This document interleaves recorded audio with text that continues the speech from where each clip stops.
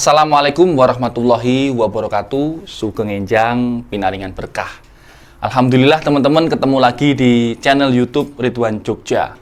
Setelah hampir 10 hari lebih tidak ada video baru. Mohon maaf teman-teman, karena klasik alasannya kesibukan yang membuat time management saya tidak bisa memenuhi janji-janji untuk terus update YouTube.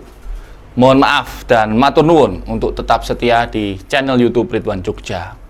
Teman-teman, kita bersyukur kunjungan Bapak Presiden Jokowi dan Ibu Iriana ke medan perang Ukraina dan juga ke Rusia berjalan dengan aman, lancar, dan damai. Ini membuktikan peran Indonesia yang sungguh luar biasa menjalankan misi Undang-Undang Dasar 1945, yakni menciptakan perdamaian dunia. Pak Jokowi seperti Bung Karno muda yang berani masuk ke medan perang untuk kemudian menemui pihak-pihak yang bertikai. Aksi luar biasa berani, termasuk mengajak Ibu Iriana ini, tentu tidak lepas dari keberhasilan teman-teman komunitas intelijen. Jadi saya menyampaikan selamat, salut kepada seluruh teman-teman petugas intelijen yang terlibat dalam upaya menyiapkan kunjungan bersejarah ini. Tentu saja penjurunya adalah tetap Bapak Panglima TNI, Jenderal TNI Andika Perkasa, dan juga Bapak Kepala BIN, Profesor Dr. Budi Gunawan.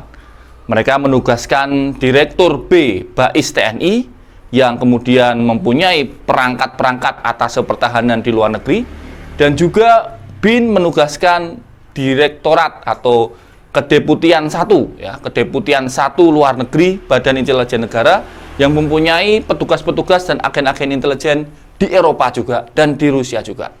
Mereka lah yang secara terus-menerus berupaya menyiapkan situasi yang aman, menyiapkan semua prasarana sehingga pada saat Presiden datang situasinya kondusif dan aman. Termasuk juga menyiapkan pengamanan yang dilakukan oleh tim Paspampres, tim Aju Paspampres, tim Advance Paspampres, dan juga tim penyelamatan Paspampres yang membawa peralatan-peralatan dari Indonesia, termasuk Google, Night Vision Google, ya, helm dengan kapasitas bisa melihat di waktu malam, anti peluru, dan juga jaket anti peluru dan blanket anti peluru atau selimut anti peluru yang dibawa dalam kunjungan tersebut. Nah teman-teman, saya sempat diwawancarai Kompas TV tentang apa saja resiko-resiko yang mungkin akan dihadapi Bapak Presiden dan tim pengamanan pada saat berkunjung ke Ukraina dan Rusia. Ini tayang kira-kira 1 hari sebelum kunjungan Bapak Presiden. Untuk teman-teman yang belum nonton, silakan disimak videonya di sini. Saat ini kami sudah bersama dengan pengamat intelijen yang juga direktur di Indonesia Intelligence Institute, Ridwan Habib. Assalamualaikum, selamat petang Mas Ridwan. Waalaikumsalam, selamat petang Mas Ibrahim. Mas Ridwan, kita lihat tadi bagaimana ada rudal berada dekat dengan Istana Presiden, dekat dengan alun-alun 5 km jaraknya. Dengan kunjungan Presiden, kondisi seperti ini apa yang Anda lihat? Ya, yang jelas tentu teman-teman Paspampres, kemudian Direktorat B Badan Intelijen Strategis TNI, Deputi 1 Luar Negeri BIN tentu sudah sangat siap ya mempersiapkan kunjungan ini jauh-jauh hari. Akan tetapi tentu ada 3 resiko keamanan yang saya kira perlu diwaspadai Mas Ibrahim. Resiko yang pertama adalah yang kita sebut dalam teori keamanan itu adalah collateral damage atau dampak tidak disengaja atau collateral war damage. Contohnya jadi itu seperti apa? Ya, tadi Mada mencontohkan ada rudal jatuh 5 km dari Istana Presiden. Tentu kita tidak ingin pada saat Presiden Jokowi bertemu dengan Presiden Zelensky hal yang sama terjadi. Tentu rudalnya belum tentu ditujukan kepada Presiden Jokowi, akan tetapi karena berada di kota yang sama, bisa saja terjadi yang disebut dengan collateral damage. Ini ancaman risiko keamanan pertama yang saya kira primer harus diwaspadai oleh teman-teman yang melekat pada Presiden. Kemudian ancaman keamanan yang kedua adalah kita tahu di medan perang itu banyak juga yang disebut dengan black ops atau anonymous army ya. Oke. Pasukan-pasukan gelap yang masuk ke sana dengan user dari kita nggak tahu. Usernya bisa siapapun bayar mereka. Oke. Dan mereka ini kalau punya intensi jahat bisa berupaya jahat membatalkan pertemuan itu. Ini ancaman kedua. Baik. Yang ketiga tentu pada saat kunjungan di Moskow itu juga harus diwaspadai karena banyak juga yang tidak ingin hubungan harmonis Pak Jokowi dengan Putin ini tetap terjaga. Baik. Jadi Tapi tadi Bais kita juga ya. sudah siap ya kalau Anda lihat ya. Anda melihat juga bagaimana nih Mas Ridwan, langkah Presiden berani dengan kondisi seperti ini bertemu ke Ukraina dan juga Rusia. Ya ini langkah strategis Pak Jokowi yang luar biasa ya. Saya kira beliau memang benar-benar penerus Bung Karno untuk mewujudkan apa yang disebut dengan cita-cita perdamaian dunia itu. Kemudian mungkin presiden kita yang pernah ke medan perang baru Pak Harto ya, Maret 95. Maret tahun 95 di Sarajevo. Dan ini saya kira upaya yang luar biasa dari Bapak Presiden, tentu dengan lobby yang luar biasa dari Ibu Menlu. Karena memang dunia ini sedang krisis pangan, krisis energi, maka Indonesia sesuai dengan amanah pembukaan Undang-Undang Dasar ikut menciptakan perdamaian dunia. Jadi saya kira ini langkah yang sangat bagus, akan menjadi legacy yang luar biasa, akan dikenang oleh anak cucu kita bahwa Indonesia, sebuah negara di Asia Tenggara, juga berkontribusi positif dalam rangka mendamaikan dua pihak yang sedang berseteru di Eropa. Selain legacy Mas Ridwan, selain legacy, apa lagi yang bisa didapat oleh Indonesia dari kunjungan Presiden yang tadi Anda sampaikan berani ini? Ya tentu sebagai chairman G20 ya, saya kira ini juga menunjukkan kemampuan diplomasi Bapak Presiden. Dan tentu ketika ini berhasil misinya, wallahu alam bisa saja ketika setelah Presiden Jokowi bertemu Zelensky dan Putin, maka keduanya bersepakat untuk dialog dan terjadi gencatan senjata, bisa saja itu terjadi dan ini akan menunjukkan bahwa Indonesia punya peran besar dalam perdamaian dunia. Tentu akan menaikkan nilai strategis Indonesia di mata pergaulan atau fora internasional, Mas Ibrahim. Baik, 39 pasukan disiapkan ya, Mas Ridwan. Tadi ada 3 pasukan elit dari antar matra TNI. Bagaimana Anda melihat? Tentu kita berharap keamanan, kelancaran dari Presiden di sana. Ya, jarak Jerman dengan Kiev itu 1.514 km.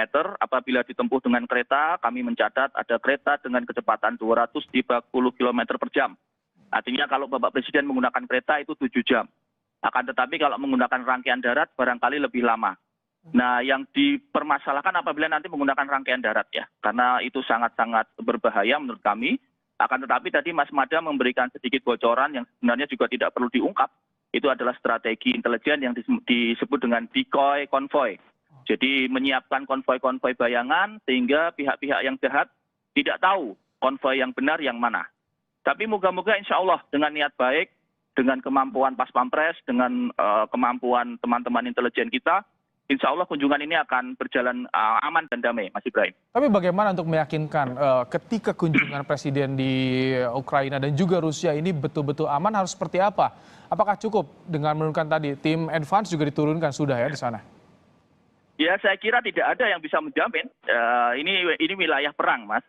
Walaupun kita menyiapkan semua skenario evakuasi, misalnya skenario Matan ya, skenario penyelamatan kota terdekat dengan Polandia itu namanya kota Uspilu, itu sebelah timur Kiev.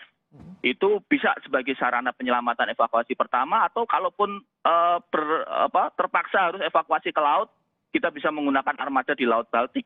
Tapi berbagai macam skenario seperti ini tetap tidak mungkin menjamin 100%.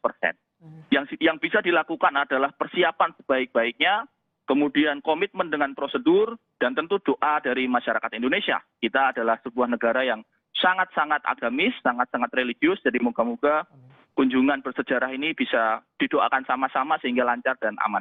Kalau masukan dari Anda seperti apa Mas Ridwan agar ini keamanan Presiden di sana juga bisa diminimalisir dampak-dampaknya, apakah bertemu di luar Kiev yang dirasa aman atau bagaimana? Ya, saya sudah memberikan beberapa masukan ke teman-teman yang terlibat, akan tetapi mohon maaf saya kira tidak bisa kami sampaikan di publik di sini. Intinya insya Allah teman-teman sudah siap, mereka yang bertugas sudah mempunyai berbagai macam cara melakukan strategi macam-macam untuk melakukan yang terbaik untuk mengamankan presiden. Itu Mas Ibrahim. Walaupun kalau kita lihat memang sudah ada beberapa ya tamu negara, Boris Johnson juga sudah ada pernah ke sana kemarin sempat, dan ini artinya pengamanan di sana juga sudah disiapkan dengan kondisi seperti ini, Mas Ridwan ya? Ya, setiap tamu negara level ancamannya berbeda. Pak Jokowi sangat strategis karena dia adalah pemimpin Asia pertama, kemudian negara dengan muslim terbesar di dunia, negara yang sangat stabil ekonominya dibandingkan ekonomi negara-negara yang lain. Karena itu kalau ada yang berniat jahat kepada pemerintah Indonesia, maka ini high target. Tentu tidak bisa kita samakan misalnya kunjungan Presiden Polandia atau kunjungan Presiden Slovenia. Ini kunjungan Presiden Indonesia, negara besar, negara yang sangat stabil ekonominya dibandingkan negara lain yang sedang terguncang. Dan moga-moga insya Allah semua prosedur, keamanan, tata tertib yang sudah disiapkan akan berjalan dengan baik. Ini, kalau misalkan ini berhasil nanti misi presiden, kita doakan tentu berhasil misi perdamaian ini, yang bisa menjadi dampak bagi global, bagi dunia seperti apa nanti, Mas Ridwan? Ya, kewibawaan Indonesia di fora pergaulan internasional jelas meningkat ya. Hari ini saja sudah banyak sekali negara-negara yang membutuhkan Indonesia, misalnya dalam konteks krisis minyak goreng terakhir misalnya. Ada beberapa yang menelpon langsung Bapak Presiden. Kemudian dalam krisis ekonomi, energi, batu bara misalnya, ada yang meminta pasokan dan seterusnya. Artinya Indonesia menjadi negara yang saat ini sangat dibutuhkan. Negara Asia yang berwibawa dan sangat dibutuhkan negara lain. Jadi ketika itu nanti berhasil, apalagi kemudian setelah kunjungan Bapak Presiden, kemudian Putin dan Zelensky bisa berdialog dan sepakat untuk gencatan senjata, saya kira ini akan sangat-sangat luar biasa. Bahkan Joe Biden pun nggak bisa. Joe Biden hanya bisa bicara di Washington. Joe Biden tidak berani mampir ke Kiev. Jadi Pak Jokowi jauh lebih berani dari Joe Biden. Presiden kita berani datang langsung ke negara yang tengah konflik, ke Ukraina dan juga ke Rusia. Misi damai, niat baik. Tentu kita doakan, seluruh rakyat Indonesia mendoakan agar diberi kelancaran dan juga keamanan bagi Presiden dan juga rombongan. Terima kasih Mas Ridwan Habib telah menyampaikan pandangannya dalam program Kompas Petang hari ini. Itulah teman-teman analisa saya sebelum kunjungan Bapak Presiden.